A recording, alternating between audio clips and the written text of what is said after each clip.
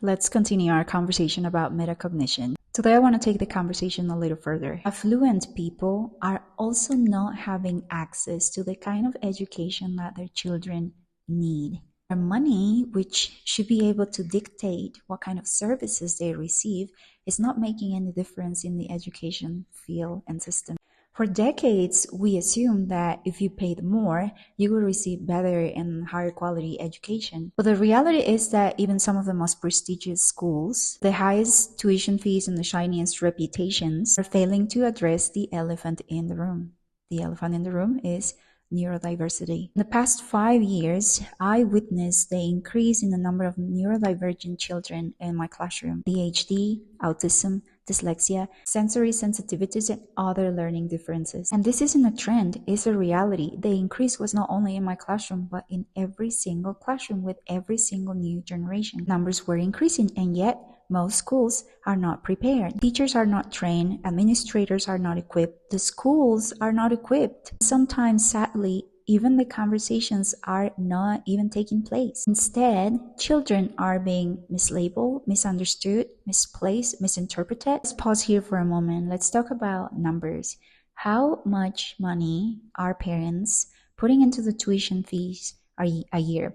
$50,000, $70,000? Even with that level of financial investment, the children are still not getting the education tools that they actually need. It should stop us in our tracks. If money cannot give us access to adaptive, responsive, inclusive education, the system is completely broken. But here's the other side of the coin. Those families and their dollars have power. If affluent parents stop competing for prestige and started demanding reform, the education landscape will be forced to shift. Schools listen when money moves. Money shall no longer be rewarding tradition and status. It should be pushing for innovation, inclusion, and systematic change. Because let's be honest, neurodivergent students are not a problem to fix. They bring unique ways of seeing, creating, and innovating in the classroom. These are the very qualities our future depends on.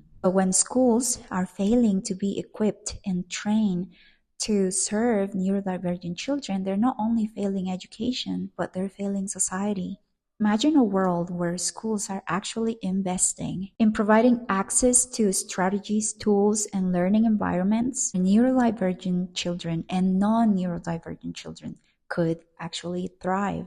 This is the reform we need, and to be honest, families with financial resources are uniquely positioned to demand it. Because if money can buy through high quality education, then it is time for money to demand it. Here's an invitation.